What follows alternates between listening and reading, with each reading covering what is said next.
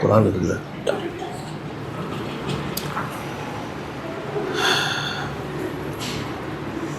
अस्सलामु अलैकुम वरहमतुल्लाहि तआला वबरकातुहू नहमदुहू व नुसल्ली अला रसूलिहिन नबिय्यिल करीम वस्सलातु वस्सलामु अला सय्यिदिल अंबिया'i वल मुरसलीन व अला आलिहि व सहबिहि अजमईन व मन तबिअहुम बि इहसान इला यौमिद्दीन। अम्मा बाद फ़क़द क़ाल अल्लाहु तआला फ़ी कलामिहिल क़दीम व फ़ुरक़ानिहिल मजीद बाद अऊज़ु बिल्लाहि मिनश शैतानिर रजीम बिस्मिल्लाहिर रहमानिर रहीम।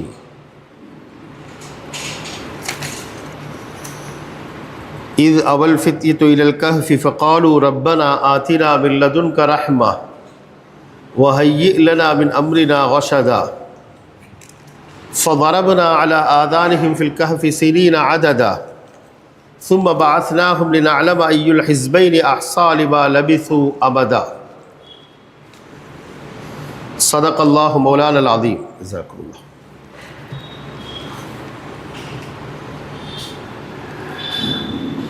क़ाल रसूलुल्लाहि सल्लल्लाहु अलैहि वसल्लम इन्नमल अमालु बिन्नियात व इन्नमा लिम्रिइन मा नवा फ़मन कानत हिजरतुहु इलल्लाहि व रसूलिहि फ़हिजरतुहु इलल्लाहि व रसूलिहि व मन कानत हिजरतुहु इला दुनिया युसीबुहा अव इम्रअतिन यनकिहुहा फ़हिजरतुहु इला मा हाजर इलैहि औ कमा क़ाल अलैहिस्सलातु वस्सलाम।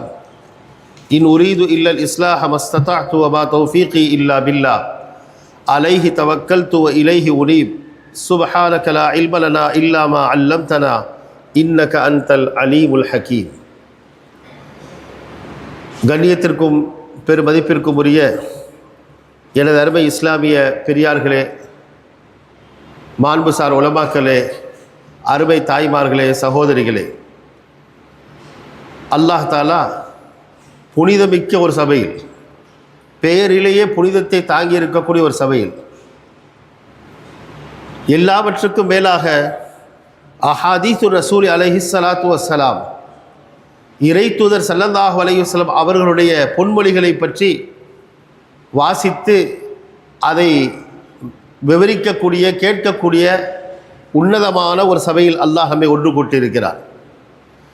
நபி ஸல்லல்லாஹு அலைஹி வஸல்லம் அவர்களுடைய மிக முக்கியமான ஒரு ஹதீஸ் சம்பந்தமாக வந்திருக்கக்கூடிய ஹதீஸ். அதில் நபி அலைஹிஸ்ஸலாத்து வஸ்ஸலாம் அவர்கள் குறிப்பிடுவார்கள், நல்லர் அல்லாஹு இம்ரஅன் சமிஅ மகாலதி வ வஆஹா வ அத்தாஹா கமா சமிஅ. நல்லர் அல்லாஹு இம்ரஅன், அல்லாஹ் அந்த மனிதரை சீரும் சிறப்பமாக ஆக்கி வைப்பானாக, செழிப்பாக்கி வைப்பானாக. எப்படிப்பட்ட மனிதர்? சமிஅ மகாலதி, என்னுடைய பேச்சை கேட்டார், நான் சொல்லக்கூடிய செய்திகளை ஹதீஸில் கேட்டார், செவிமடுத்தார். வ வஆஹா, அதை தனது உள்ளத்தில் பதிய வைத்தார். வ அத்தாஹா கமா சமிஅ, அவர் கேட்ட விதத்திலேயே அதை மக்களுக்கு எத்தி வைத்தார். அப்படிப்பட்ட மனிதருக்கு அல்லாஹ் செழிப்பை ஏற்படுத்தி கொடுப்பானாக என்று இல்முல் ஹதீஸில் ஈடுபடக்கூடியவர்களுக்கு, ஹதீஸுடைய கலையில் ஈடுபடக்கூடியவர்களுக்கு நபி அலைஹிஸ்ஸலாத்து வஸ்ஸலாம் அவர்கள் ஒரு சிறப்பான வாழ்த்தை சொல்லி இருக்கிறார்கள். எனவே தான் நாம் இன்றைக்கும் பார்க்கிறோம், யாரெல்லாம் காலம் முழுக்க தம்முடைய முழு வாழ்நாளையும் ஹதீஸிலே கழிக்கிறார்களோ அவர்களுடைய முகம் மட்டுமல்ல, அவருடைய உடல் மட்டுமல்ல, அவர்களுடைய சகல அம்சங்களும் பிரகாசிக்கக்கூடியதாக, இம்மை மறுமையுடைய வாழ்க்கையை பிரகாசிக்கக்கூடியதாக பார்க்கிறோம். அப்படிப்பட்ட ஹதீஸுடைய ஒரு சபையில், ஹதீஸை பற்றி பேசப்படக்கூடிய ஒரு சபையில் நம்மை அல்லாஹ் ஒன்று கூட்டி இருப்பது அல்லாஹ் நமக்கு செய்திருக்கக்கூடிய மிக முக்கியமான, மிக உன்னதமான ஒரு பாக்கியமாக இருக்கிறது. உயிர் உள்ளவரை இது போன்ற நிகழ்வுகளிலே, இது போன்ற சபைகளிலே ஹதீஸை கேட்கவும் அதை பார்க்கவும் அதை படிக்கவும் அதை பிறருக்கு எத்தி வைக்கவுமான அப்படிப்பட்ட நற்பாக்கியத்தை அல்லாஹ் நம் யாவருக்கும் தந்து கொண்டே இருப்பானாக. கண்ணியத்திற்குரியவர்களே, முன்னால் பேசிய ஆலிம் அவர்கள் சொன்னதைப் போல இன்றைய தினம் வாசிக்கப்பட்ட ஹதீஸுகள் முழுக்க முழுக்க தஃப்சீருடைய சம்பந்தப்பட்ட ஹதீஸுகள். சூரத்து தௌபாவிலிருந்து ஆரம்பித்து கிட்டத்தட்ட 10-12 ஜுசுக்கள் அளவுக்கு முழுமையாக ஹதீஸ் வந்திருக்கக்கூடிய ஹதீஸ்கள் அனைத்தும் குர்ஆனுடைய ஆயத்துகளுக்கான விரிவுரைகளாக அமையக்கூடிய ஹதீஸ்கள் தான் இன்றைய பாடத்தில் வாசிக்கப்பட்டிருக்கு. எனவே அதில் ஏதேனும் ஒரு வரியை எடுத்தாலும் பரக்கத்தாக பேச வேண்டியது இருக்கும். குர்ஆனுடைய தஃப்சீருடைய பாடங்களை பார்ப்போம். மதரசாக்களில் பல நேரங்களில் ஒரே ஒரு வரி, அந்த ஒரு வரிக்கான விளக்கம் ஒரு பீரியட் முடிஞ்சிடும், 1 மணி நேரம் கடந்து போயிடும். ஆனால் இன்றைக்கி கிட்டத்தட்ட வாசிக்கப்பட்ட அத்தனையுமே தஃப்சீருடையது. எனவே அதை பார்க்கும்போது எதை பேசலாம் என்பதே ஒரு பெரிய திகைப்புக்குரியதாக இருந்துச்சு. எனவே நான் யோசித்தேன், அல்லாஹுடைய கிருபை நான் வாசிக்கிறது வெள்ளிக்கிழமை, எனவே வெள்ளிக்கிழமைக்கு தோதுவாகவே அந்த தஃப்சீரில் ஏதேனும் விஷயங்கள் அமையுமாக இருந்தால் அதே பேசுகிறோம் என்பதாக. அல்லாஹுடைய பெரிய கிருபை சூரத்துல் கஹஃப் அமைஞ்சது. சூரத்துல் கஹஃபுடைய சிறப்புகள் அதை பார்க்கும் பொழுது ஏராளமான சிறப்புகள் வந்திருக்கிறது. இங்கேயும் இமாம் புகாரி ரஹிமஹுல்லா அவர்கள் அந்த சூரத்துல் கஹஃபுடைய தஃப்சீரில் பல விஷயங்களை குறிப்பிட்டிருக்கிறார்கள்.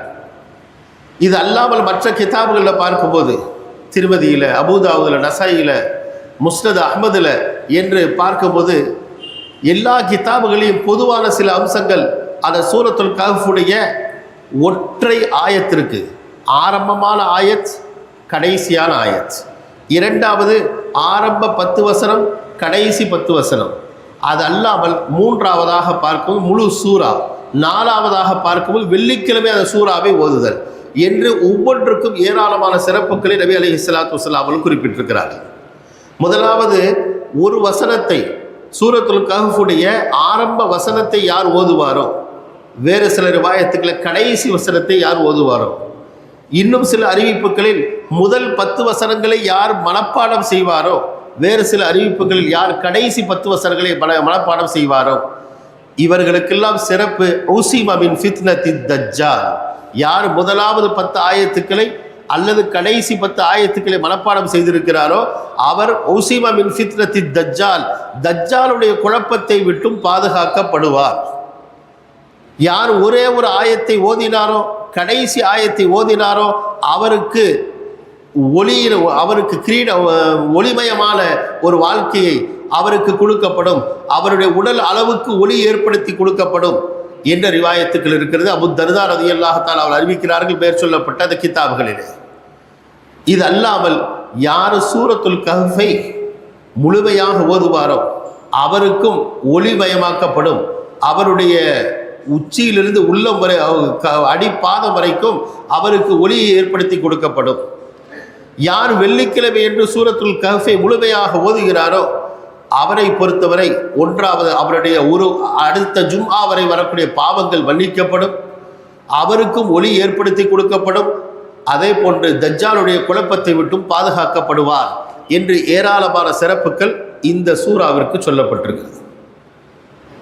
உலமாக்கள், முஹத்திஸீன்கள், முஃபஸ்ஸிரீன்கள் இந்த சூறாவை குறித்து இவ்வளவு சிறப்புகள் வந்திருப்பதற்கான காரணம் என்ன என்று பார்க்கும் பொழுது அதில் மிக முக்கியமான ஒரு செய்தி, தஜ்ஜாலுடைய ஃபித்னாவை விட்டும் கூட பாதுகாக்கப்படும் என்று சொல்லப்பட்டிருப்பது.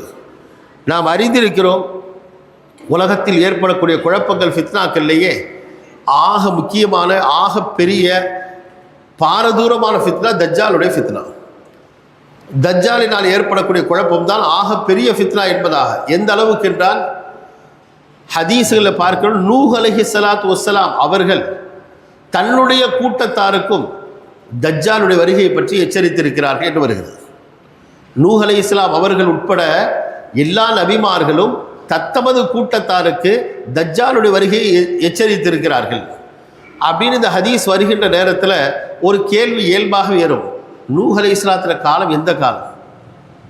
கிட்டத்தட்ட ஆதிபிதா ஆதம் அலைஹிஸ்ஸலாமுடைய காலத்திற்கு அடுத்த நிலையில் இருக்கக்கூடியவங்க அவங்க. அதற்கு பிறகு படிப்படியாக எத்தனையோ நபிமார்கள் இறுதியாக நபி ஸல்லல்லாஹு அலைஹி வஸல்லம் காலம் இறுதி காலத்தில் தான் தஜ்ஜால் வரப்போகிறார். அப்படி இருக்கும்போது நூஹ் அலைஹிஸ்ஸலாத்து வஸ்ஸலாம் அவர்கள் ஏன் தன்னுடைய கூட்டத்தாருக்கு அதை எச்சரிக்கணும் என்ற கேள்விக்கு முஹத்திஸீன்கள் விடை சொல்வார்கள். தஜ்ஜாலுடைய கொடுமை அவ்வளோ பெரிய கொடுமை, யாருடைய ஹயாத் எவ்வளோ காலம் தெரியாது. நூஹ் அலைஹிஸ்ஸலாத்து உம்மத்தில் இருக்கிற ஒருத்தருக்கு அல்லாஹ் ஆயுள் நீடித்து இந்த கியாமத் வரைக்கும் உள்ள காலத்தை கொடுத்தால் அவரும் தஜ்ஜாலை விட்டு எச்சரிக்கையாக இருக்கணும் என்பதனால நூஹ் அலைஹிஸ்ஸலாம் அவர்களும் தன்னுடைய கூட்டத்தாருக்கு தஜ்ஜாலை பற்றி எச்சரித்திருக்கிறார்கள். அந்த அளவுக்கு மிக பாரதூரமான ஒரு கொடிய ஃபித்னா தான் தஜ்ஜாலுடைய ஃபித்னா.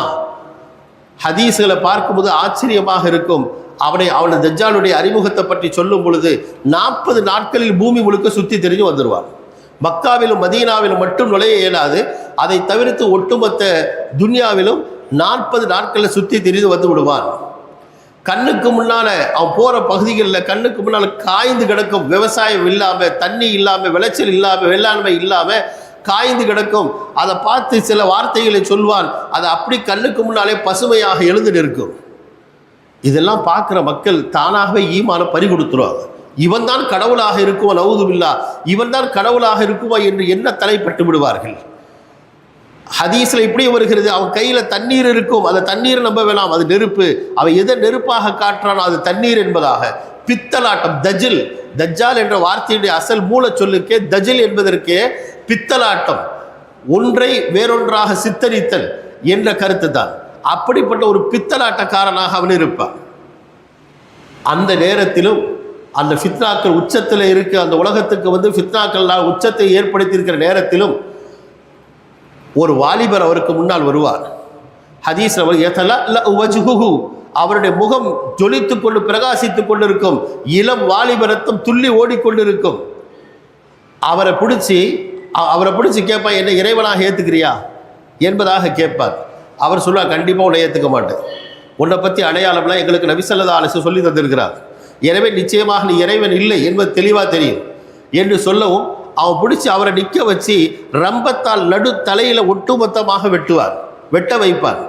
அப்படி 2 துண்டாக, இந்த பக்கம் ஒரு துண்டு, அந்த பக்கம் ஒரு துண்டு, அவருடைய உடலுடைய 2 துண்டுகளும் சிதறி விழும்.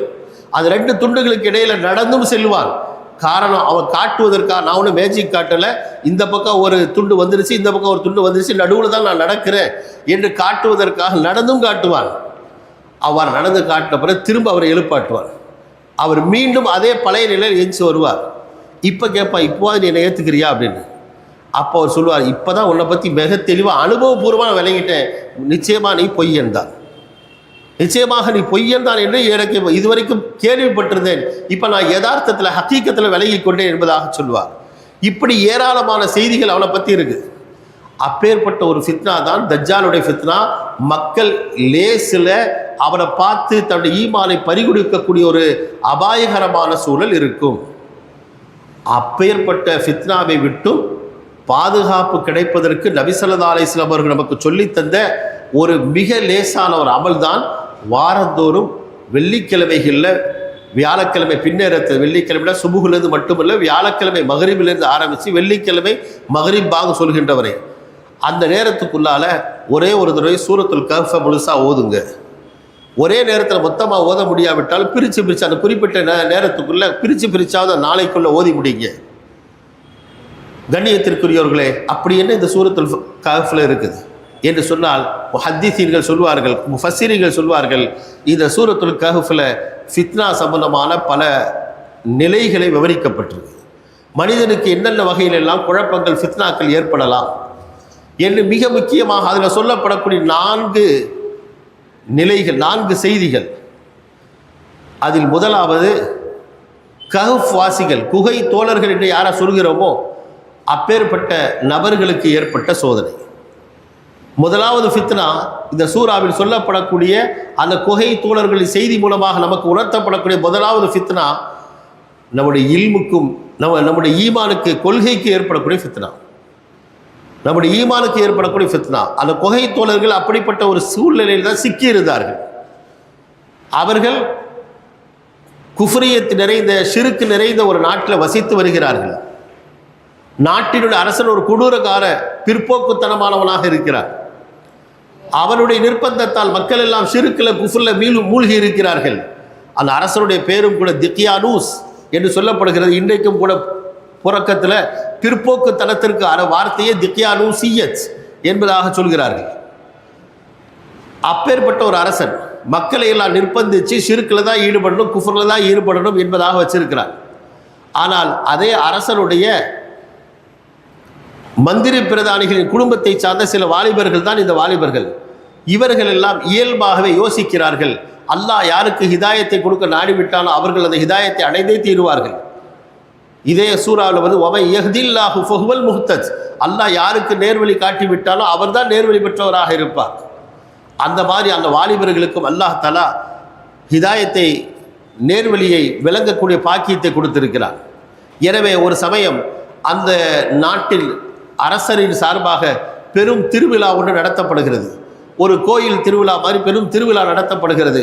அதில் கலந்து கொள்வதற்காக எல்லோரும் செல்லக்கூடிய நேரத்தில் இவர்கள் தம்முடைய மன வெறுப்பை அவர்கள் வெளிப்படுத்த துணிகிறார்கள். ஆனால் வெளிப்படுத்தினால் உயிருக்கே ஆபத்து. யதார்த்தமாக அவர்கள் ஒவ்வொருத்தரும் தனித்தனியாக ஒதுங்கி அங்கு இருக்கக்கூடிய ஒரு மரத்திற்கு அடியில் ஒதுங்கி நிற்கிறார்கள். ஒவ்வொருத்தருக்கும் தெரியாத தன் கூட நிற்கிறவர் எதுக்காக வந்திருக்கார், ஏன் வந்திருக்கார் தெரியாது. ஏன்னா அவர் நமக்கு நம்முடைய கொள்கையை அரசற்ற போட்டு கொடுத்துருவாரோ அப்படின்ற பயம், அச்சம் இருக்குது.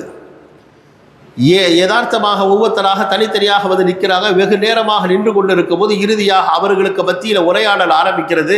நாம் எதுக்கு மற்றவங்களும் அந்த பக்கம் போகும்போது நாம் மட்டும் எதுக்கு இங்கே நிற்கிறோம், என்ன விஷயம் என்பதாக லேசு மாசா பேச்ச ஆரம்பிக்கும் போது தான் தெரியுது, அல்லாஹ் ஒத்த கருத்துடைய நபர்களை எல்லாம் அந்த இடத்தில் ஒன்று கூட்டியிருக்கிறார். அதன் பிறகு அவர்கள் தம்முடைய செய்தியை அவர்கள் வெளியில் கசிய விடுகிறார்கள். அரசன் வரைக்கும் போகுது நீண்ட செய்தி. அரசன் அழைத்து விசாரிக்கும் போது எல்லாருமே அவனுக்கு வேண்டப்பட்ட குடும்பத்தை சார்ந்த ஆக மேல் நிலையில் இருக்கக்கூடிய குடும்பத்தை சார்ந்த பிள்ளைகள்.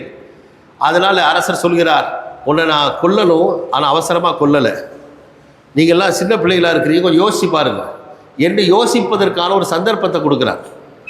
அவ்வாறு யோசிப்பதற்காக சந்தர்ப்பத்தை பெற்றுக்கொண்ட அந்த வாலிபர்கள் தான் பார்த்தாங்க, இதுக்கு பிறகு நம்ம இருந்தால் நிச்சயமாக நம்முடைய முடிவு வேற மாதிரி தான் இருக்கும். ஒன்று குஃப்ரு ஷிர்க்குக்கு ஆளாகணும், அல்லது உயிரே கொடுக்க வேண்டியது இருக்கும். இந்த நேரத்தில் அவர்கள் செய்த துஆ, இந்த நேரத்தில் அவங்க செய்த துஆ தான், ரப்பனா ஆத்தினா மின் லதுன்க ரஹ்மா வஹய்யி லனா மின் அம்ரினா ரஷதா, உனது புறத்தால் எங்களுக்கு ஒரு விசேஷமான ரஹ்மத்தை, அருட்பாக்கியத்தை தருவாயாக, வஹய்யி லனா மின் அம்ரினா ரஷதா, எங்களோட காரியத்தில் எங்களுக்கு நேரான ஒரு வழியை ஏற்படுத்தி தருவாயாக என்று அவர்கள் உளமுருக பிரார்த்திக்கிறார்கள். அல்லாஹ்விடத்திலே துஆ செய்கிறார்கள். அதன் அடிப்படையில் அல்லாஹ் தஆலா அவர்களை உள்ளத்திலே தோன்ற வைத்து அருகில் உள்ள ஊரில் போய் ஒரு குகையில் போய் அவர்களை தங்க வைக்கிறான். அந்த குகையிலேயே அல்லாஹ் தஆலா அவருடைய வாழ்நாளை ஒரு நீண்ட காலம், கிட்டத்தட்ட குர்ஆன் சொல்லுகின்ற அளவுக்கு 309 வருடங்கள், 309 வருடங்கள் அதிலே அவர்களை உறங்க வைக்கிறார். அந்த உறக்கத்தில் 309 வருஷம் உறங்கினா ஒரு மனுஷன் நிலைமை என்னவாகும்? அவனோட உடல் ரீதியான பசி, தாகம், உடலில் ஏற்படக்கூடிய படுக்கை புண்கள் என்று என்னவெல்லாம் இருக்குமோ அவை அனைத்துக்குமான மாற்று ஏற்பாடுகளை செய்து கொடுத்ததாக குர்ஆன் சொல்கிறது. குர்ஆன் அந்த நிகழ்வுகளை அதிசயிக்கத்தக்க ஒரு நிகழ்வு, அற்புதமான நிகழ்வு, ذَلِكَ مِنْ آيَاتِ اللَّهِ, இது அல்லாஹ்வுடைய அத்தாட்சிகளை சார்ந்தது என்று அல்லாஹ் தஆலா குறிப்பிடுகிறார். அதே சூறாவுடைய ஆரம்பத்தில் கஹ்ஃப்வாசிகளை பற்றி கேட்கும்போது சில கேள்வி கேட்டதுக்கு பதிலாகத்தான் இந்த சூறா, இந்த சம்பவத்தை அல்லாஹ் சொல்லுகிறான். அதில் அல்லாஹ் கேட்கிறான், கஹ்ஃப்வாசிகள் சம்பவம் ஆச்சரியமானதா? அல்லாஹ்வுடைய குதிரத்தில் அது ஒரு சின்ன விஷயம், அல்லாஹ்வுடைய குதிரத்தில் அது எத்தனையோ விஷயங்கள் நடந்திருக்கு, அதில் ஒரு விஷயம் என்று சொல்லுகிறான். ஆனால் அவை விவரிக்கும் போது ذَلِكَ مِنْ آيَاتِ اللَّهِ, இது அல்லாஹ்வுடைய அத்தாட்சிகளை சார்ந்தது என்பதாக குறிப்பிடுகிறார். அதில் அவர்கள் எப்படியெல்லாம் பாதுகாத்தால், அவர்களுக்கு சூரிய வெளிச்சம் படவும் வேணும், சூரிய வெளிச்சம் அதிகமாக பற்றக்கூடாது, அதனால் உடல் ரீதியான ஆபத்துக்கள் ஏற்படலாம். ஆயத்து ஆரம்பத்திலே சொல்கிறது, ஒத்தரஷம் செய்தா தலாத்தவர் அன்கஹீம், ஒத்தரஷம்ச, சூரியன் இந்த பக்கம் அந்த பக்கமாக நீங்கள் மாறி மாறி வரக்கூடியதை பார்ப்பீர்கள் என்று திசைகளில் அவர்களுக்கு சூரிய ஒளி பட வேண்டும் என்பதற்காக அதுக்குள்ள ஏற்பாடு. அதே நேரம் அவர்களுக்கு அதை விட்டு பாதுகாக்கப்பட வேண்டும் என்பதற்கான ஏற்பாட்டையும் அல்லாஹ் தஆலா அவர்களுக்கு செய்து கொடுத்தான். அதே மாதிரி அவர்கள் படுக்கையில் இருக்கும் பொழுது ஒரே புறமாக இருந்தால் படுக்கை புண்கள் அவர்களுக்கு ஏற்பட்டு விடலாம் என்பதனால் அல்லாஹ் தஆலா சொல்கிறான், ஒனு கல்லிபுகும் தாத்தல் யமீன் வதாத்த ஷிமால், ஒரு கல்லிபுகும் தாத்தல் யமீன் வதாத்த ஷிமால், வலது பக்கம் இடது பக்கமாக நாங்கள் புரட்டி கொண்டிருந்தோம். என்று 350 வருஷமாக தன்னை ஈமான் கொண்டு இருக்க வேண்டும், குஃப்ர்ல ஷிர்க்ல போய்விடக்கூடாது என்று கொள்கை போராட்டம் நடத்த வந்த அந்த இளம் வாலிபர்களை அல்லாஹ் எப்படியெல்லாம் பாதுகாத்தான் என்பதை இந்த சூறாவில் மிக அற்புதமாக சொல்லி காட்டுகிறான்.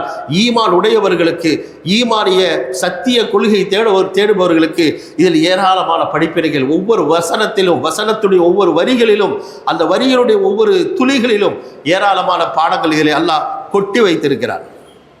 கண்ணியத்திற்குரியவர்களே, இதன் மூலமெல்லாம் சொல்ல வரக்கூடிய செய்தி ஒன்றுதான், மனிதனுக்கு வாழ்க்கையில் ஏற்படக்கூடிய ஃபித்னாக்கள்ல மிக முக்கியமான முதன்மையான ஃபித்னா ஈமானுடைய ஃபித்னா.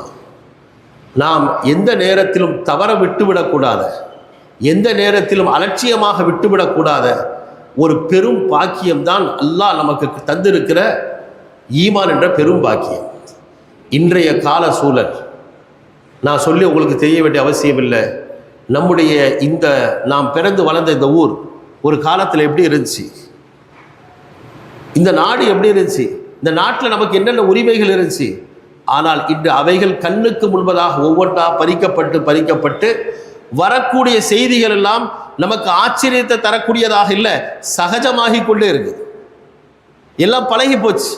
ஒரு பள்ளியை இடிக்கிறதுக்கு கிட்டத்தட்ட 50-60 வருஷமாக அவர்கள் திட்டமிட்டாங்க, பல வேலைகளை செய்தாங்க. அதுக்காக அவங்களும் ஏராளமான நாசகார செயல்களை செஞ்சாங்க. நாமளும் பல விதமான எதிர்ப்புகளை பதிவு செய்தோம், பல்வேறு விதமான போராட்டங்கள் நடத்தினோம். அப்படின்னு பெரிய ஒரு போராட்டத்திற்கு பிறகு அது நம்ம கைவிட்டு போனாலும் அது லேசாக கைவிடப்படலை, பெரும் போராட்டத்திற்கு கைவிடப்பட்டது. ஆனால் இன்னைக்கு அன்றாட செய்தி இங்கே வந்தாங்களாம், புல்டோசர் எடுத்துகிட்டு வந்தாலும் இடிச்சாச்சு, இங்கே புல்டோசர் வந்து இடிச்சாச்சு. கிட்டத்தட்ட டெல்லியை சுற்றி இருக்கிற பல பகுதிகளெல்லாம் சர்வசாதாரணமாக போய்கொண்டு இருக்குது. கண்ணியத்திற்குரியவர்களை நான் மனசால வருத்தமாக இருக்குது, ஈமானை நாம் இழந்து கொண்டு இருக்கிறோமோ அப்படின்ற அச்சம், அதை பற்றி உணர்வு இல்லாமல் போயிட்டோமோன்ற அச்சம் இருக்குது.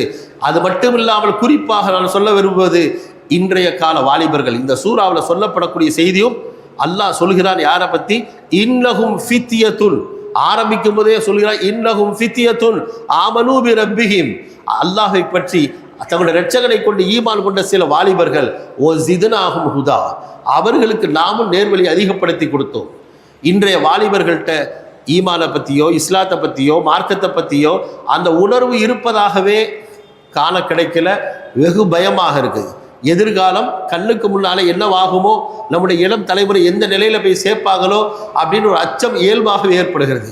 அதே நேரம் இன்னொரு பக்கம் இருக்குது. கண்ணியத்திற்குரியவர்களே, கட்டுப்படுத்த முடியாத அனைத்து விதமான சட்டதிட்டங்களையும் துச்சமென மதிக்கக்கூடிய, அனைத்து விதமான மனித மாண்புகளையும் மதிக்காத ஒரு ஆட்சி இருக்கிறது, ஒரு அரசாங்கம் இருக்கிறது என்பதனால தளர்ந்து விட வேண்டாம், பயந்து விட வேண்டாம். இது போன்ற ஃபிரௌன்கள், இது போன்ற காரூன்கள், இது போன்ற நம்ரூதுகள், இவர்கள்லாம் பார்த்து வந்த சமூகம். நம்மோடு அல்லாஹ் இருக்கிறான்.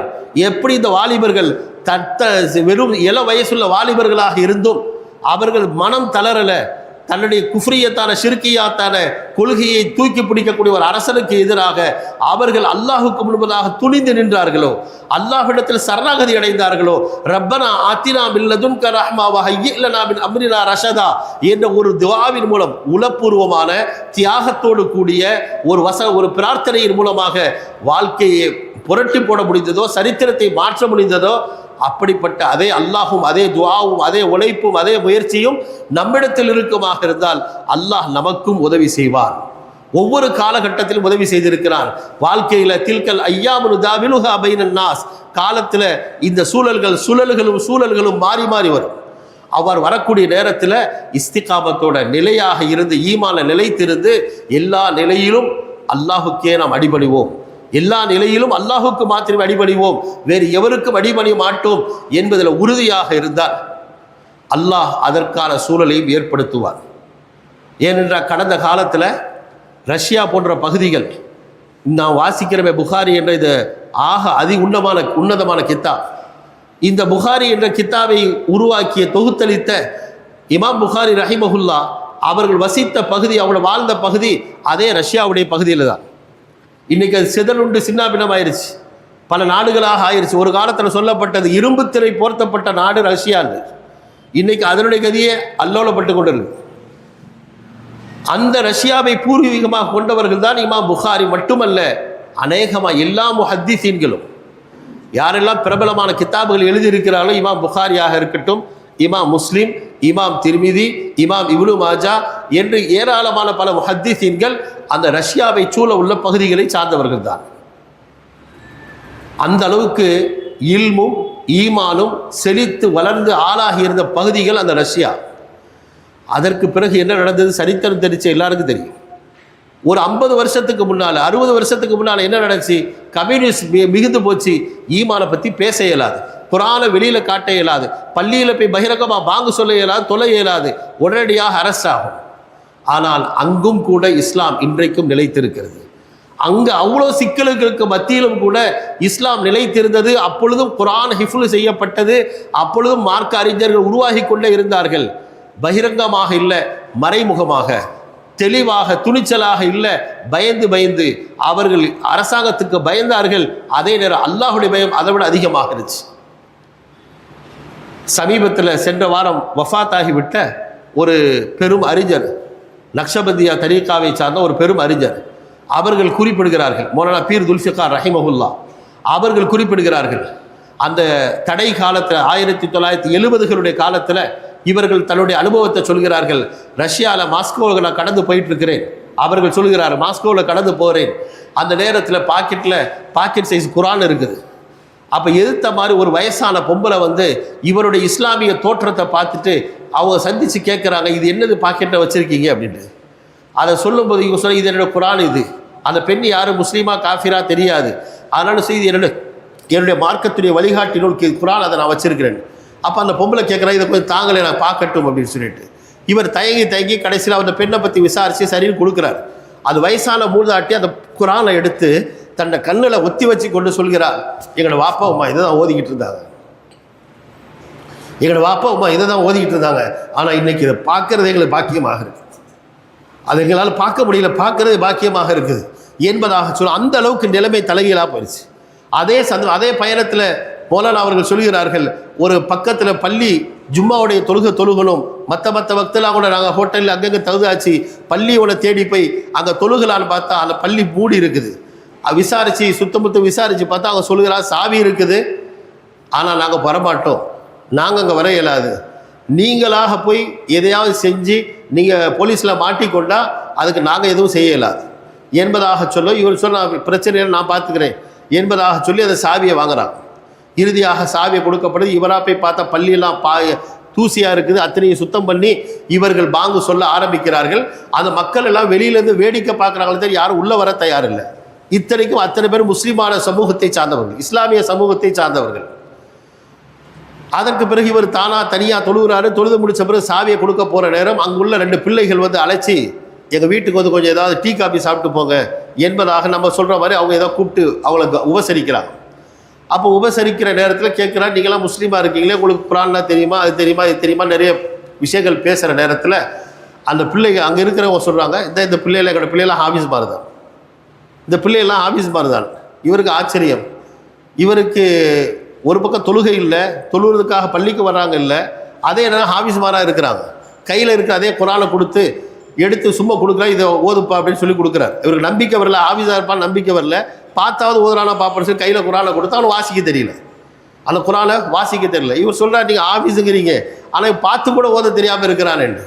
அப்போ அவங்க சொன்னாங்க, நாங்கள் குரானை வச்சு ஓதலை, குரானை வைக்க இயலாது, ஆனால் எங்களோட மூதாதையர்கள் ஹாஃபிஸ்மார்கள் இருக்கிறாங்க. இந்த பையனுடைய தகப்பனார் டெய்லர், அவர் அந்த டெய்லர் தொழில் செய்யும்போது பையனை தொழிலுக்கு கூப்பிட்டு போவார், அங்கே காஜா போட சொல்வார், அதோடு சேர்த்து இன்றைக்கி ஒரு 2 ஆயத்து, இன்றைக்கி ஒரு 2 ஆயத்து, இன்றைக்கி ஒரு 4 ஆயத்து, இப்படி சொல்லி கொடுத்து கண் பார்வையற்றவர்கள் குரானை ஹிஃப்ல் செய்கிற மாதிரி குரானை பார்க்காம இவங்க ஹிஃப்ல் செய்திருக்காங்க. எனவே இவர்களுக்கு பார்க்க தெரியாது, பார்த்து வாசிக்க தெரியாது, மனப்படமாக கேட்டால் தெரியும். சரி, அதே ஆயத்தை ஓத சொன்னார். யதார்த்தமாக சரியாக ஆயத்திருச்சு, யா அய்யுஹல்லதீன ஆமனு கூ அன்ஃபுஸகும் வ அஹ்லீகும் நாரா வகூதுஹன் நாஸ் வல் ஹிஜாரா. உங்களோட பிள்ளைகளை, உங்களை, நீங்கள் எல்லாரையும் பாதுகாத்துக் கொள்ளுங்கள், நரக நெருப்பை விட்டு பாதுகாத்துக் கொள்ளுங்கள் என்று குடும்பத்தை நரகத்தை விட்டும் தர்பியை செய்வதை பற்றிய மிக உன்னதமான வசனம் அல்லாஹ் இயல்பாக காட்டி கொடுத்திருக்கிறார். கண்ணியத்திற்குரியவர்களை, நான் சொல்ல வந்த விஷயம், எவ்வளோ பெரிய ஃபித்னாக்கள் இருந்தாலும், கொடுங்கோளர்களாகவே இருந்தாலும், இன்னும் செய்திகள் இருக்குது. அன்றைய நேரத்தில் எவ்வளவெல்லாம் செய்யப்பட்டது என்ற சரித்திரத்தை எடுத்து பாருங்கள். மக்களையும் உலமாக்களையும், இஸ்லாமியர்களையும் உலமாக்களையும் பிரிக்கப்பட்டது. உலமாக்கல் எந்த பகுதியில் இமாம் புகாரி போல, இமாம் முஸ்லிம் போல மிகச் சிறந்த உலமாக்கல், கியாமத்து வரையில் வரக்கூடிய மக்களை வழிநடத்தக்கூடிய ஹதீஸ்களை தொகுத்து கொடுத்த உலமாக்கல் வாழ்ந்தார்களோ அந்த பகுதியில் உலமாக்கல் நாய்கள் கட்டப்படக்கூடிய கொட்டடிகள் கட்டி வைக்கப்பட்டிருந்தார்கள். நாய்களைப் போலவே கட்டி வைக்கப்பட்டிருந்தார்கள். அவர்களுக்கு அவ்வாறே தான் உணவும் கொடுக்கப்பட்டுச்சு. தட்டில் வச்சு உள்ள தள்ளி விடுவாங்க. இந்த மாதிரி காலகட்டத்தையும் சமீபத்தில், ரொம்ப காலம் இல்லை, ஒரு 50-100 வருஷத்துக்குள்ள இந்த இஸ்லாம் கடந்து வந்திருக்கிறது. எனவே முதலாவது நாம் தயாராக வேண்டும். எல்லா நிலையிலும் அல்லாஹுடைய ஈமானை கைவிட மாட்டோம். அல்லாஹுடைய ஈமானை பற்றி பிடிப்போம்.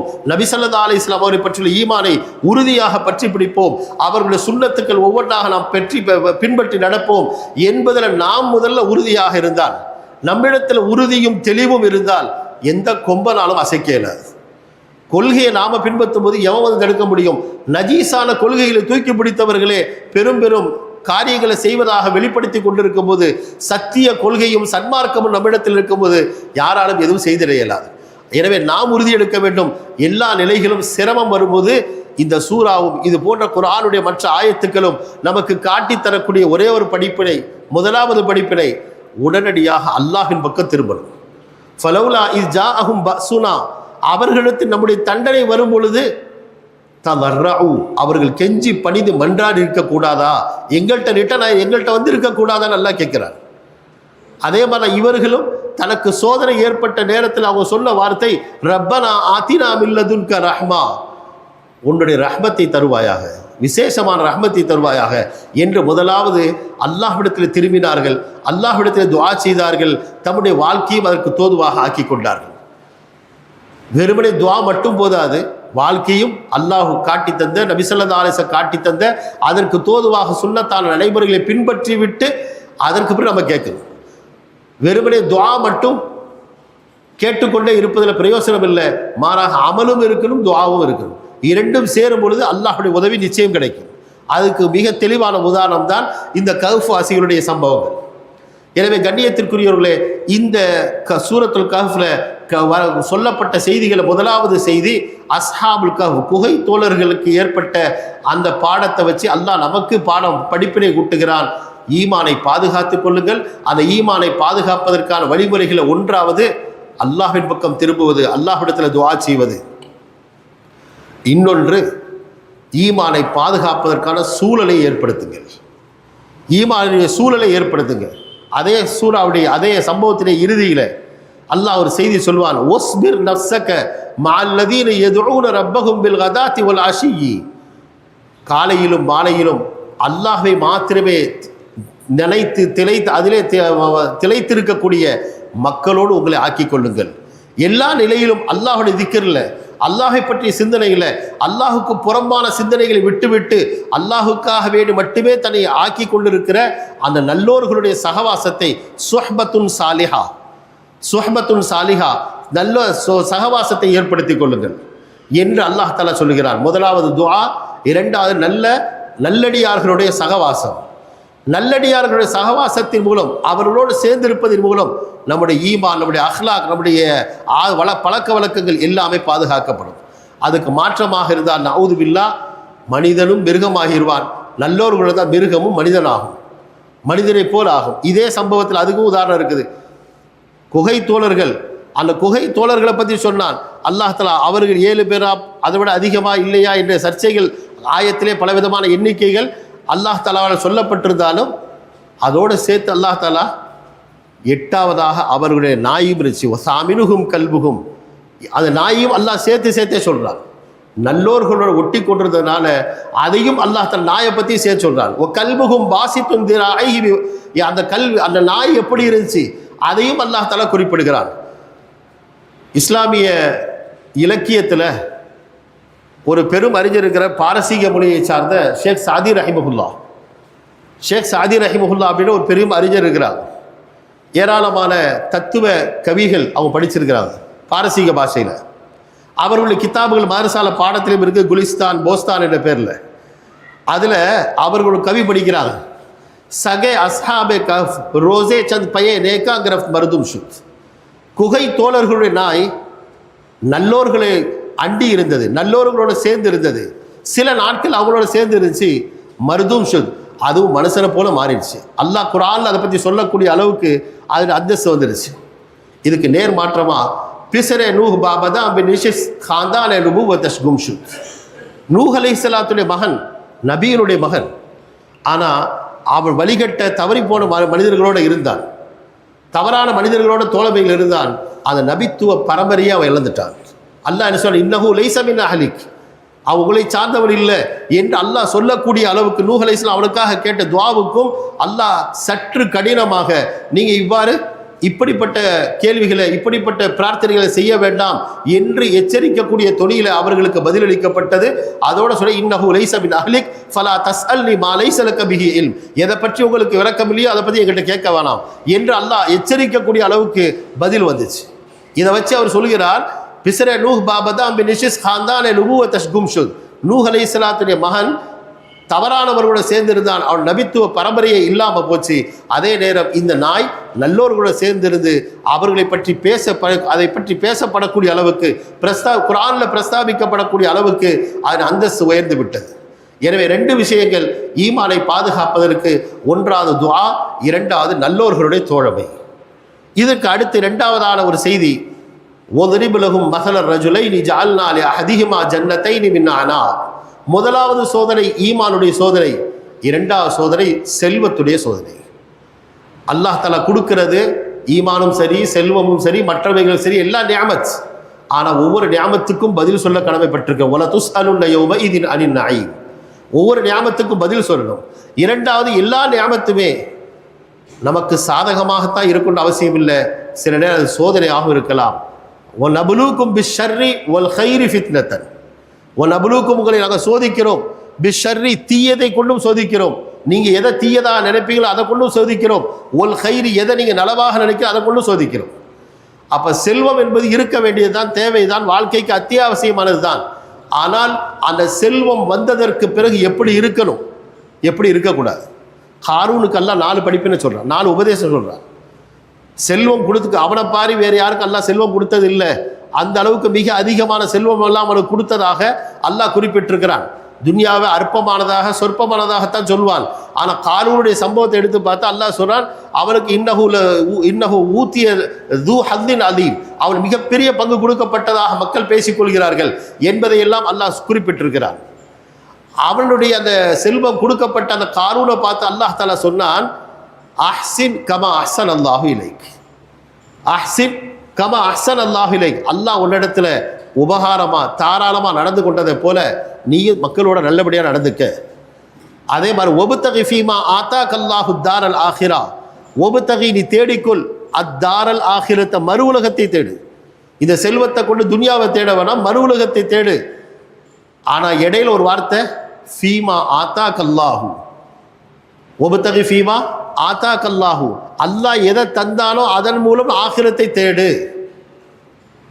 நேரடியான விஷயம் என்னடா, அல்லாஹ் தந்த செல்வத்தை கொண்டு ஆகிரத்தை தேடிக்க. இடையில ஒரு வார்த்தை போட்டால் ஃபீமா ஆத்தாக் அல்லாஹ், இது இந்த இடத்துல மட்டும் இல்லை, எங்கெல்லாம் நியாமத்துக்கள் கொடுக்கப்படுகிறதோ அத்துணை இடத்திலும் ஃபீமா ரஸக்னாஹும் ஃபீமா ஆத்தாக் அல்லாஹு என்று என்னென்ன நியாமத்துகள் கிடைச்சது. குர்ஆனுடைய ஆரம்பத்திலே கூட ஒமிம்மா ரஸக்னாஹும் யுன்ஃபிகூன், அவர்கள் தாராளமாக செலவழிப்பார்கள், அந்த செல்வந்தர்கள் தாராளமாக செலவழிப்பார்கள் அப்படின்னு சொல்ல மாட்டான். நாங்கள் கொடுத்ததிலிருந்து செலவழிப்பார்கள் சொல்லி சொல்லி அல்லாஹ் உணர்த்துறான், உன்னை செலவழிக்கிற செலவு அது உன்னுடைய டேலண்ட் அல்ல, உன்னுடைய திறமை அல்ல, நான் போட்ட பிச்சை, நான் கொடுத்ததிலிருந்து செலவழிக்கிறாய். தந்த பொருளும் நான் போட்ட பிச்சை, அதை செலவழிப்பதற்காக உள்ளத்தில் போட்ட எண்ணமும் நான் போட்ட பிச்சை. நான் தந்ததை தான் நீ செலவழிக்கிறாய், உள்ளத்தில் அந்த எண்ணத்தை போட போய் தான் செலவழிக்கிறாய், உன்னுடைய கெட்டிக்காரத்தனம் அல்ல என்று அல்லாஹ் தலையில் சம்மட்டியால் அடித்த மாதிரி ஒவ்வொரு சமயத்திலும் சொல்வான். இல்மா இருந்தாலும் நான் போட்ட பிச்சை, செல்வமாக இருந்தாலும் நான் போட்ட பிச்சை, செல்வாக்காக இருந்தாலும் நான் போட்ட பிச்சை, அதைத்தான் நீங்கள் பயன்படுத்துறீங்க. நீங்களாக பெரிய டேலண்ட் ஆகிட்டீங்க நினைக்க வேண்டாம், எல்லாம் நான் தந்தது, நான் தந்தது, அதை உங்கள்கிட்ட நீங்கள் திரும்ப கொடுங்கன்னு சொல்கிறோம், அவ்வளோதான். அதைத்தான் அங்கேயே சொன்னான், ஒபுத்தகி ஃபீமா ஆத்தாக் அல்லாஹு தாரல் ஆஹிரா, ஒன்றாவது. இரண்டாவது, ஒலா தன்ச நசீபக மினத் துன்யா, மற்றவங்களுக்கு செலவழிக்கணும் தான், அதே நேரம் ஒன்றை மறந்துட வேணாம், நீயும் வாழ வேண்டியது இருக்குது, உன்னை மக்களும் வாழ வேண்டியது இருக்குது. சில பேர் ஊருக்கெல்லாம் செலவழிப்பாங்க, குடும்பத்துக்கு செலவழிக்க மாட்டாங்க. அதையும் அல்லாஹ் நினைவுற்றான். அந்த மாதிரி இருக்க வேணா, உன்னுடைய செலவையும் பார்த்துக்க. மூணாவது தான் ஆரம்பத்தில் சொல்ல அஹ்சின் கமா அஹ்சன் அல்லாஹு இலைக்.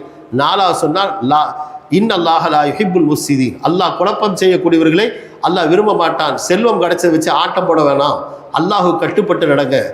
ஆனால் அதுக்கு மாற்றமாக இந்த சூறாவில் சொல்லப்பட்ட செல்வந்தர் நடந்து கொண்டார். அவருடைய ஒட்டுமொத்த அந்த தோட்டத்தோட முழுமையாக அல்லாஹ் கரித்து விட்டான் என்ற செய்தி அதில் பதிவு செய்யப்படுது. எனவே செல்வம் என்பது ஒரு ஃபித்னா. அந்த செல்வம் என்ற ஃபித்னாவை செல்வத்தை நமக்கு தரும் பொழுது அல்லாஹுக்கு கட்டுப்பட்டு நடந்து பழகணும். அதே வசனத்தில் இதே சம்பவத்தில் வருகிறது, மாஷா அல்லாஹு லா குவத இல்லா பில்லா. செல்வத்தை பார்க்கும்போது நான் எவ்வளோ சம்பாதிச்சிட்டேன், நான் இப்படியெல்லாம் சம்பாதிச்சேன், நான் அந்த மாதிரி செய்தேன், இதை மாதிரி செய்தேன் என்று தன்னை பற்றி பெருமை இல்லை. மாஷா அல்லாஹ், அல்லாஹ் தந்திருக்கிறான்.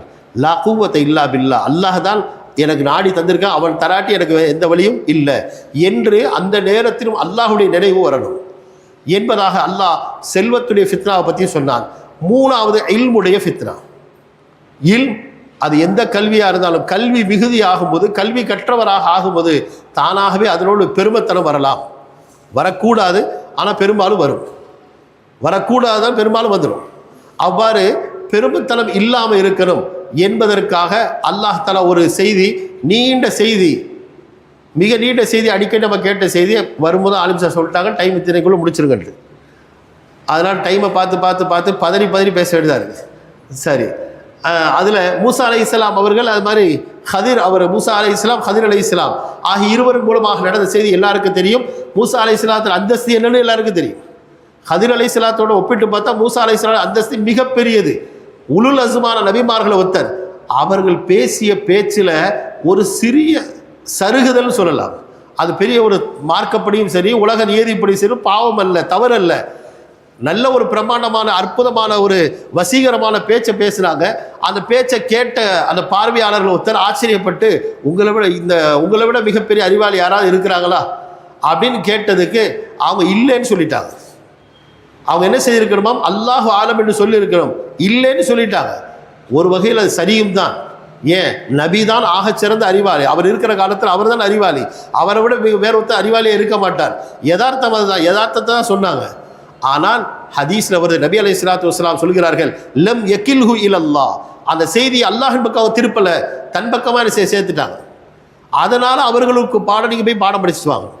யார்கிட்ட பாடம் படிக்க சொன்னாலும் அவரோட ரேஞ்சுக்குள்ள ஒருத்தட்ட போய் சொன்னா ஏத்துக்கிறதுக்கு மனசு வரும். ஆனால் அல்லாஹ்வுடைய தர்பியத்தை வித்தியாசம். நாம் அதில் போய் எதுவும் சொல்ல இயலாது. படிப்பினைக்காக நம்முடைய ரேஞ்சில் ஒருத்தரை சொல்லி இன்னாட்ட போய் படிச்சுட்டு வாப்பான்னு சொன்னாலும் பரவாயில்லை. ஆனால் இவர்களுடைய அந்தஸ்து எங்கேயோ, அவர்களுடைய அந்தஸ்து எங்கேயோ, அவர்கள்ட்ட போய் அதுவும் கடல் மார்க்கமாக தரமார்க்கமாக பல கஷ்டங்களை பட்டு நீ இப்படிலாம் போங்க, அப்படி செய்க, இப்படி செய்கன்னு சொல்லி அவர்களை படிக்க அனுப்பி, அவர்கள் அட்மிஷன் போடுறதுக்கு பல கண்டிஷன் போட்டு அப்படிலாம் உங்களை படித்து கொடுக்கலாம், நீங்கள் என்னோட பொறுமையால் இருக்க மாட்டீங்க என்பதாக சொல்லி நான் கட்டுப்படுறேன், உங்களுக்கு நான் அப்படி இருப்பேன் இப்படி இருப்பேன் என்றெல்லாம் அட்மிஷனுக்காக நிறைய தன்னை பணித்து கொண்டு எல்லாம் இருந்து கற்று வரக்கூடிய ஒரு சூழலை ஏற்படுத்தி கொடுத்தார். கண்ணியத்திற்குரியவர்களே, மூசா அலைஹிஸ்ஸலாம் அவர்களுக்கு என்ன பணிவு இருந்துச்சோ அந்த பணிவு கல்வியின் மூலமாக ஒவ்வொருத்தருக்கும் வரணும். அவ்வளோதான் அதில் சுருக்கம். நாலாவதாக துல்கர்னைன், அவர் மூலம் ஃபித்னத்து சல்தனா, ஆட்சி அதிகாரம், அதனால் ஏற்படக்கூடிய சோதனை. சொல்வார்கள், பணங்காசினால் ஏற்படக்கூடிய பெருமை அழிச்சாட்டியம் அதை விட ஆட்சி அதிகாரத்தில் கண்ட சுவை இருக்குதானே, அது தனி சுவை. அதனால தான் பார்க்குறோம், அது சாதாரண ஒரு பள்ளிவாசலாக இருந்தாலும் சரி, யாரையும் குறிப்பிட்டு சொல்லலை, யாரும் இதில் பொறுப்பில் இருக்கான்னு எனக்கு தெரியாது, பொதுவாக சொல்கிறேன், சாதாரண ஒரு பள்ளிவாசல் பொறுப்பில் இருந்தாலும் சரி, நாட்டுடைய உச்ச பொறுப்பில் இருந்தாலும் சரி, அல்ல உலகத்தையே ஆட்டுவிக்கிற மாதிரி தானே நினச்சிக்கிட்டு பல காரியங்களை செஞ்சாலும் சரி, அந்த பதவியை மட்டும் விட்டு கொடுக்குறது மனசு வராது. எதை பணத்தை கூட விட்டு கொடுத்தோம், எதை விட்டு கொடுக்குறதில்ல, அந்த பதவி இல்லாமல் அவனுக்கு இருக்க இயலாத ஒரு சூழல் தானாகவே இயல்பாகவே ஆயிடுது. அப்பேற்பட்ட ஒரு பெரும் சோதனை தான் அதிகாரம் என்ற சோதனை. அல்லாஹ் பாதுகாக்கணும். யாருக்கு அந்த சோதனை வந்துச்சோ அவர் அல்லாஹின் பக்கம் திரும்பணும். அல்லாஹ்வையே உண்மையான அதிகாரியாக, அல்லாஹ்வே தன்னை விட மேலானவராக கருதி அது மக்களுக்கு சேவை செய்வதற்கான மிக அற்புதமான சந்தர்ப்பம் அதிகாரம் என்பது. அதை துஷ்பிரயோகம் செய்து தனக்கு அதிலிருந்து ஆதாயம் தேட முற்படுவதோ, தன்னை பெருமைப்படுத்திக் கொள்வதோ இருந்தால் உலக சரித்திரம் ஏராளமான நபர்களை கண்டிருக்கிறது. இன்ஷா அல்லாஹ் இனியும் காணவிருக்கிறது. அது எந்த மண்ணிலையும் இருக்கலாம், எந்த பகுதியிலும் இருக்கலாம். அல்லாஹ் தஆலா சரித்திரத்தை திரும்ப திரும்ப சொல்லிக்கிட்டே தான் இருக்கிறான். அது மாதிரி பல நேரங்கள் நடந்திருக்கு. பெரும் ஆட்சியாளர்களாக இருந்தாங்க, இவருக்கு யார் என்ன செய்ய முடியும் அப்படின்லாம் இருந்துச்சு. எலெக்ஷன் மூலமாக தோற்று போனவங்களும் இருக்கிறாங்க, அல்லது மக்களால் தூக்கி எறியப்பட்டு பல விதமான சோதனைகளுக்கு ஆட்பட்டு அதிலே செத்து போனவங்களும் இருக்கிறாங்க. எனவே இந்த 4 விதமான மிக முக்கியமான சோதனைகளை அல்லாஹ் இந்த சூராவிலே சொல்லியிருக்கிறான். இதன் மூலம் இதை சரியாக விளங்கி ஓதி வரும் பொழுது ஆகப்பெரிய ஃபித்னாவான தஜ்ஜாலுடைய ஃபித்னாவை விட்டும் அந்த சோதனை விட்டும் கூட அல்லாஹ் நம்மை பாதுகாப்பான் என்ற நற்செய்தியை நபி ஸல்லல்லாஹு அலைஹி வஸல்லம் சொல்லியிருக்கிறார்கள். அதே போன்று கண்ணியத்திற்குரியவர்களே, இன்றைய நாள் ஆரம்பத்தில் சொன்ன வெள்ளிக்கிழமையோடு தொடர்புடைய ஒரு செய்தி, சூரத்துல் கஹ்ஃபை இன்றிலிருந்து அநேகமாக எல்லாரும் ஓதி வருவோம். ஓதாதவர்களும் இன்றிலிருந்து தானும் ஓதணும், நம்முடைய குடும்பத்தாரை ஓதி அதை பழக்கத்துக்கு ஆளாக்கணும். அதே மாதிரி சூரத்துல் கஹ்ஃபோடு சேர்ந்து மிக முக்கியமான இன்னொரு அமல், மிக அத்தியாவசியமான ஒரு அமல், அஸ்ஸலாத்து அலா ரசூலில்லாஹி ஸல்லல்லாஹு அலைஹி வஸல்லம், நபி ஸல்லல்லாஹு அலைஹி வஸல்லம் அவர்கள் மீது ஸலவாத் சொல்லுதல். அது இன்றைக்கு மட்டுமில்லை, என்றைக்கும் சொல்லணும். வெள்ளிக்கிழமைகளில் அதிகமாக சொல்லணும். சாதாரணமாகவே ஒவ்வொரு நாளும் அதிகம் ஸலவாத் சொல்லுங்க. ஸலவாத்திற்கான சிறப்புகளும் ஏராளம் தாராளம். திருமதியில் உபய் இப்னு கஅப் ரலியல்லாஹு தஆலா அவர்கள் நபி ஸல்லல்லாஹு அலைஹி வஸல்லம் அவர்கள்ட்ட கேட்குறாங்க, யா ரசூலல்லாஹி ஸல்லல்லாஹு அலைஹி வஸல்லம், நான் உங்களுக்காக ஸலவாத் ஓதலான்னு நினைக்கிறேன். என்னுடைய திக்ருடைய நேரத்தை நான் ஒரு நாளைக்கு எவ்வளோ நேரம் திக்ருக்குன்னு வச்சிருக்கிறேனோ அதில் உங்களோட ஸலவாத் ஓதலான்னு நினைக்கிறேன். நான் எவ்வளோ நேரம் ஓதுனா நல்லது, அந்த நேரத்தில் எவ்வளோ நேரம் உங்களுக்காக ஒதுக்கினா நல்லது என்பதாக கேட்ட பொழுது நபி ஸல்லல்லாஹு அலைஹி வஸல்லம் சொன்னாங்க, நீ எவ்வளோ நேரம் வேணாலும் ஒதுக்கணும். அப்போ இந்த சஹாபி ஆரம்பிக்கிறாங்க, என்னுடைய திக்ருக்காக ஒரு நேரத்தில் ஒரு காவாசி நேரம் ஓதலாமா ரூப அப்படின்னு கேட்ட நேரத்தில் அவங்க நபி ஸல்லல்லாஹு அலைஹி வஸல்லம் இவங்க ஒவ்வொரு நிலையாக சொல்லும்போது நபி ஸல்லல்லாஹு அலைஹி வஸல்லம் இன் ஜித்த ஃபஹுவ கைருல் லக, நீ இதை விட அதிகப்படுத்தினா அது உனக்கு நல்லது. இப்படி ஒவ்வொரு கீழ்நிலையிலேருந்து மேல் நிலைக்கு வந்துட்டாங்க.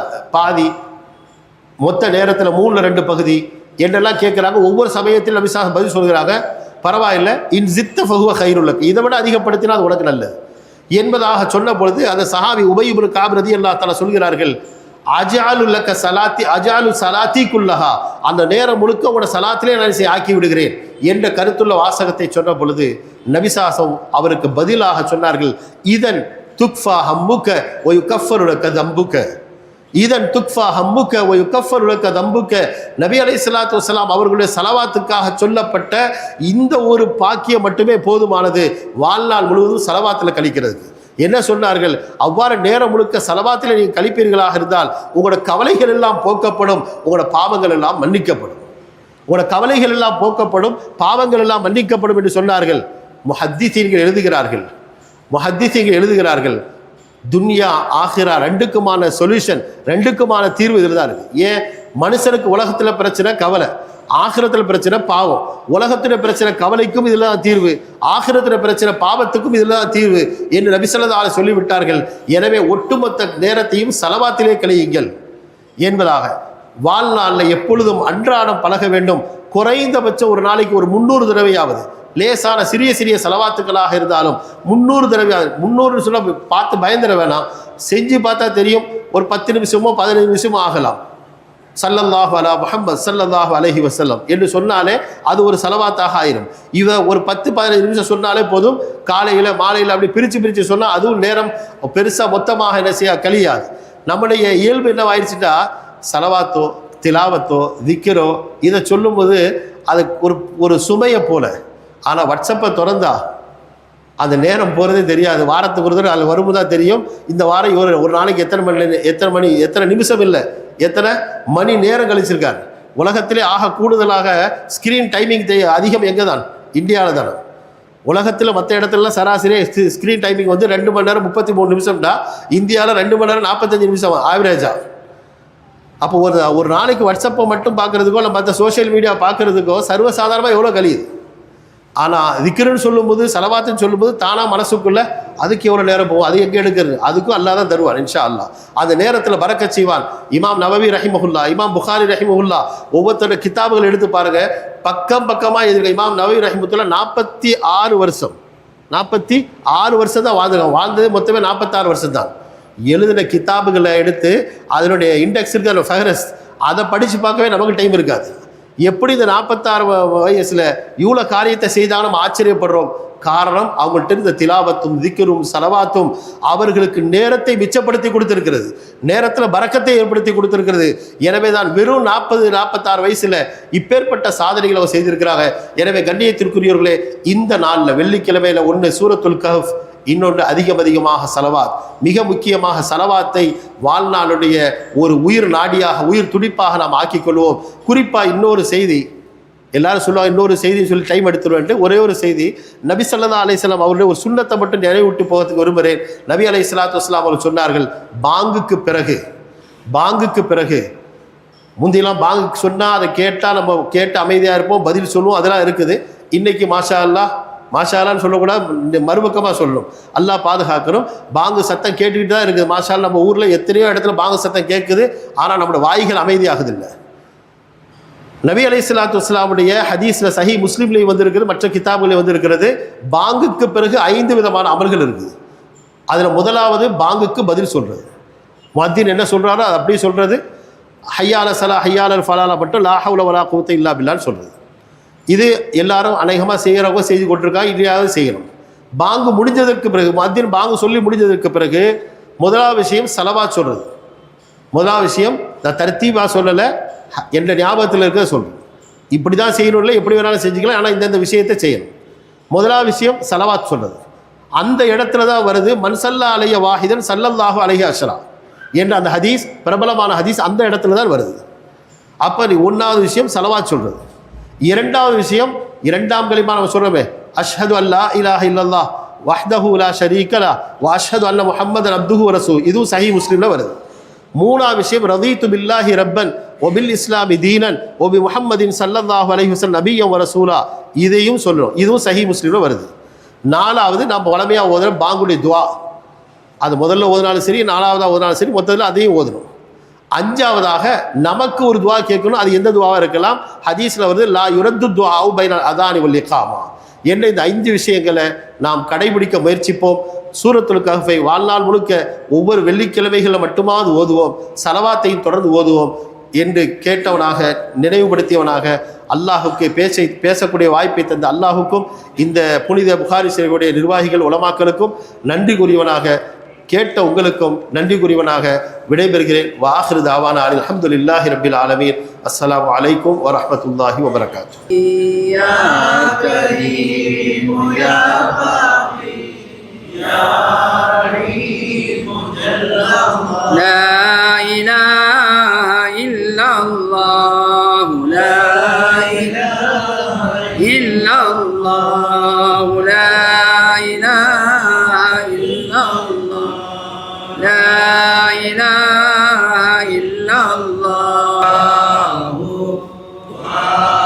வல்லாஹு லா இலாஹ இல்லாஹு யா ஹய்யு யா கய்யூம் யா ஹய்யு யா கய்யூம் யா ஹய்யு யா கய்யூம் برحمتك نستغيث أصلح شأني كله ولا تكلني إلى نفسي طرفة عين يا رحيم يا ودود يا رحيم يا ودود يا رحيم وهو الغفور الودود ذو العرش المجيد فعال لما يريد يا نور يا جليل جل جلاله وجل شانه إن الله وملائكته يصلون على النبي يا أيها الذين آمنوا صلوا عليه وسلموا تسليما اللهم صل على النبي المصطفى سيدنا محمد عبدك ورسولك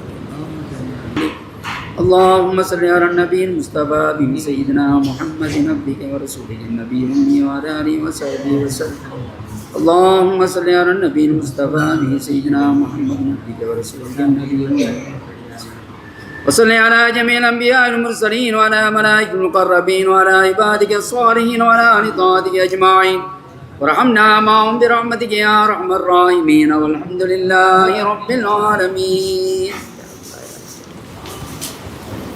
يا حي يا قيوم أحيي القلوب هاديا أصلح لنا الله في الدين والدنيا يا ربي هيئ لنا من أمرنا رشدا واجعل مؤونتك الحسنى لنا مددا ولا تكلنا إلى تدبير أنفسنا والنفس تعجز بإصلاح ما فسد والشفاعة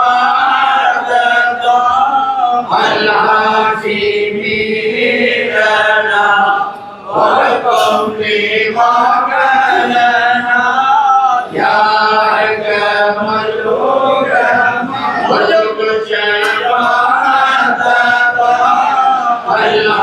العاشمين لنا والقول ما لنا يا حكم الحكماء والزيارة الهاشمين لنا وكن بوكلنا يا حكم الحكماء بحق آدم ونوح والخليل وإسحاق ويعقوب موسى وهارون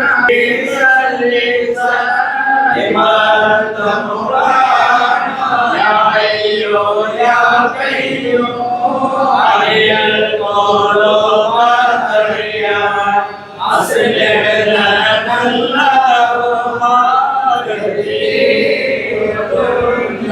يا محيي الدين علي قلبنا في الدين كي نرى اليتيم مولانا هكذا اليقين صلى الله على محمد صلى الله عليه وسلم صلى الله على محمد صلى الله عليه وسلم صلى الله على محمد يا رب صل عليه. அஸ்ஸலாமு அலைக்கும் வரஹ்மத்துல்லாஹி வபரகாத்து. அல்ஹம்துலில்லாஹ் அஸ்ஸலாத்து வஸ்ஸலாமு அலா ரசூலில்லாஹ்.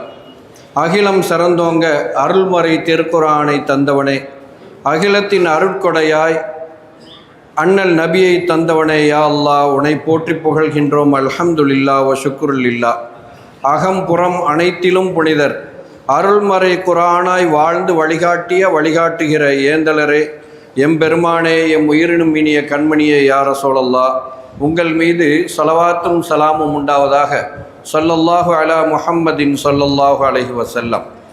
தேனினும் இனிய திருமறையின் தெளிவான விளக்கமாய் திகழும் அல் ஜாமிஉ ஸஹீஹுல் புகாரி எனும் திவ்ய கிரந்தமதை தினமும் ஓதி உரை தந்து திளைக்கும் புனிதமிகு மாமன்றம் மஜ்லிஸுல் புகாரி ஷரீஃபின் 99ஆம் ஆண்டின் இன்றைய நாள் ஹிஜ்ரி 1447 ரஜபு பிறை 19 9/1/2026 வெள்ளிக்கிழமை.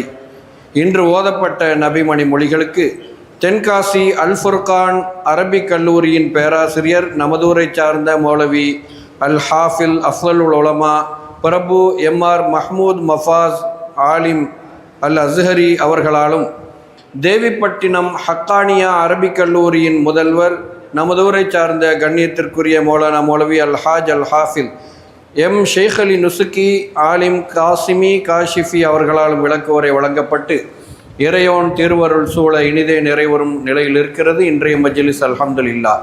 அல்லாஹ் இந்த மஜ்லிஸை கபூல் செய்வானாக.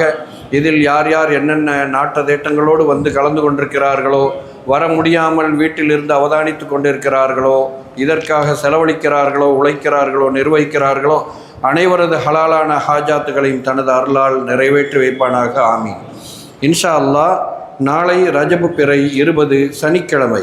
நாளை ஓதப்படும் நபிமணி மொழிகளுக்கு தமிழ்நாடு ஜமாஅத்துல் உலமா சபையின் கண்ணியத்திற்குரிய தலைவர் மௌலானா மௌலவி அல்ஹாஜ் அல் ஹாஃபில் PA ஹாஜா முஹைனுத்தீன் ஆலிமுல் பாக்கவி அவர்களால் விளக்க உரை வழங்கப்பட உள்ளது. பொதுமக்கள் குறித்த நேரத்திற்கு மஜ்லிஸுக்கு வருகை தந்து அல்லாஹ்வின் நல்லருளையும் அன்னலம் கண்மணி ஸல்லல்லாஹு அலைஹி வஸல்லம் அவர்களின் நல்லாசியையும் பெற்றேக அன்போடு அழைக்கின்றோம். நமது மஜ்லிஸின் நலப்பணிகளுக்காக இளவல்கள் வாளியேந்தி வருகிறார்கள். உங்களது தாராள நன்கொடைகளை வழங்கி உதவிடுமாறு அன்புடன் கேட்டுக்கொள்கின்றோம். இன்ஷா அல்லாஹ் நாளையும் நாளை மறுநாளும் ஒரு சிறப்பு உதவி கோரும் நிகழ்ச்சி நடைபெற உள்ளது. இலங்கையில் அண்மையில் பெய்த மிக அதிகமான மழை காரணமாக ஏற்பட்ட மண் சரிவு, அதனால் ஏராளமான உயிர்கள் இழப்பு, பொருளாதார இழப்பு, இதனால் முஸ்லிம்கள், கிறிஸ்தவர்கள், இந்துக்கள் என அனைவரும் மிக கடுமையாக பாதிக்கப்பட்டு அவர்களுக்கான நிவாரணப் பணிகள் தொடர்ந்து நடைபெற்று வருகிறது. நமது மஜ்லிஸின் சார்பிலும் வந்திருக்கும் நம் யாவர் சார்பிலும் உரிய பங்களிப்பை அளிக்கும் முகமாக நாளையும் நாளை மறுநாளும் இன்ஷா அல்லாஹ் அவர்களுடைய நல நிதிக்காக, நிவாரண நிதிக்காக வாளியேந்தி வசூல் செய்யப்படும். இன்ஷா அல்லாஹ் நீங்கள் தாராளமாக அதற்காக நிதி தந்து அல்லாஹ்வின் நல்லருளை பெற்றுக்கொள்ளுமாறும், இது போன்ற பலா முசீபத்துகள் இனி யாருக்கும் எந்த காலத்திலும் அணுகாமல் எல்லாமல் அல்லாஹ்விடம் துஆ செய்யுமாறும் உங்களை அன்போடு வேண்டுகின்றோம்.